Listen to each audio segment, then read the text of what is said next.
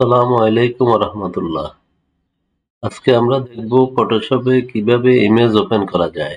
ফটোশপে কাজ করতে গেলে অনেক সময় বিভিন্ন ইমেজ ওপেন করে কাজ করতে হয়। এক্ষেত্রে আমরা প্রথমে ফাইলে যাব, ফাইলে ক্লিক করে ওপেনে ক্লিক করব। ওপেনে ক্লিক করে যেখানে আমাদের ইমেজটি আছে সেখানে আমরা লোকেশন দেখিয়ে দেব। তারপর ইমেজটির উপর ক্লিক করে ওপেনে ক্লিক করব। তাহলে ইমেজটি একটা নতুন ট্যাবে ওপেন হয়ে গেল। এটাকে আবার অন্যভাবেও করা যায়, সেটা হলো ড্র্যাগ।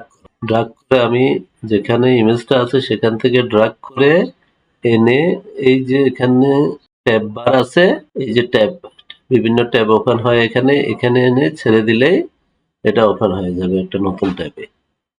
এই যে এটা একটা নতুন ট্যাব। তারপর অনেক সময় আমাদেরকে এভাবে ফুল ছবি ওপেন না করে ছোট আকারে ডকুমেন্টের মধ্যে করে এডিট করতে হয়। সেটা আমরা ফ্লেক্সের মাধ্যমে করতে পারবো।